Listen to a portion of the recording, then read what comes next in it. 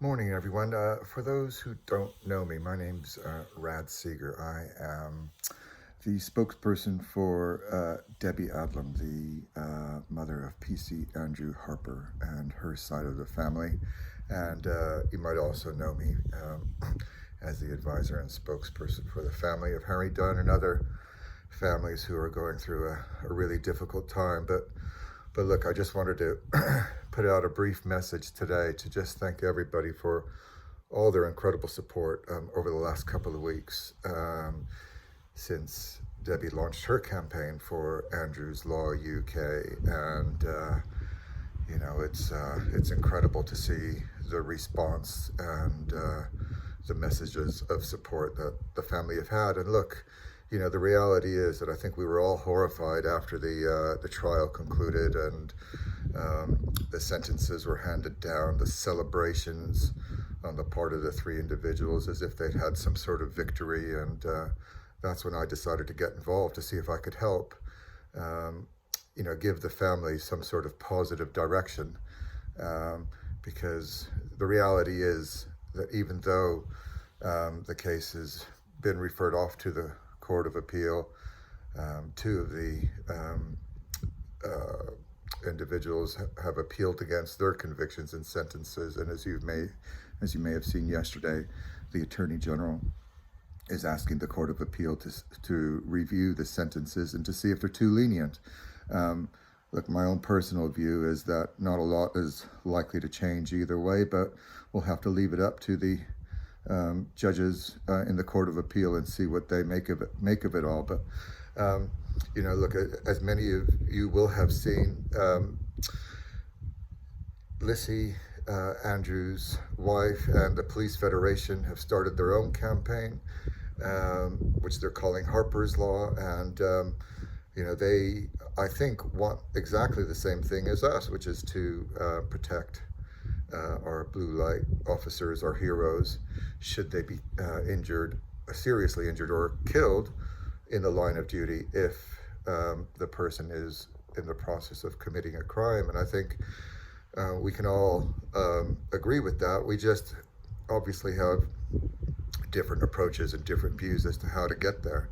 So Andrew's Law UK is calling for a minimum 20-year mandatory sentence, regardless of whether you intended to kill the police officer or blue light officer whilst you're committing a crime, so that you serve not 19 years and 364 days, but the full 20 years, regardless of age, regardless of any discount for early plea. And that's the call that Andrew's Law UK are making. And we, as a team, thought very long and hard about that. We have discussed it with many lawyers, politicians as well, and many senior police officers. So that brings me on to the next point. A lot of people have asked me who the Police Federation are, and they're effectively the union for police officers up to and including the rank of chief inspector, but they don't represent every single police officer in the country, and they do not represent the leadership in the police, so the senior ranks, and they are not a police force. So look, we have engaged with as many people as we possibly can to really look at this complex issue carefully, because deterring crime, which is ultimately what we want to do, all of us, is a really complex thing. And a lot of people think that just by locking someone up and throwing away the key, that doesn't solve anything. And in fact, many people think it just makes things worse. And we aren't the sort of nation that just does that. And those sort of sentences are reserved for the most appalling crimes in the country. So serial murderers, serial rapists, the worst pedophiles. Only a few of those whole life tariffs have ever been handed down in the country. So one thing's for absolutely certain, that the politicians will never ever go for whole life orders where there is no intent to kill somebody, which is the difference between murder and manslaughter. So murder is when you deliberately intend to kill somebody. Manslaughter is where you end up killing them, but you through a reckless or dangerous act, but you don't intend. So without that intent, we aren't the sort of society that throws people in jail forever, much as we all personally might think that's what should happen. And I wouldn't necessarily disagree with it. Emotionally, I think we're all so angry at the outcome here that that's what we'd like to see. But, our job, my job, is to really help the family move forward as positively as they can in these appalling circumstances, and to help them rebuild their shattered lives. And the way to really do that, I feel, is to not run down a road that's a dead end, which is what that whole life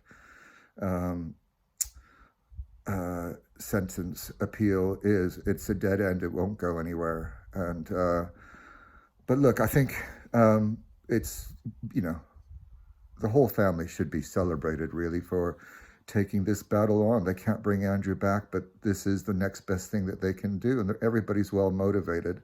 So I would urge you all to continue to support the whole family and to support both campaigns.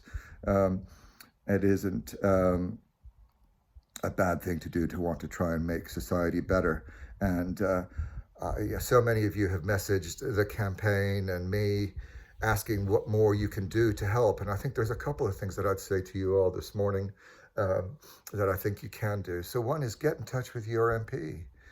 Let them know how unhappy you are with the outcome here, and what your own thoughts are as to the best way to deal with people like this, and to, I guess, just as importantly, if not more importantly, how you would look to deter criminals. Because, as I say, just imposing longer sentences often doesn't work. So look, as a society, we probably couldn't even afford that. It's very expensive to keep people in jail, and that's why we tend to not keep them in forever. We just don't see that as the way forward. But what other things could we do to deter crime? So,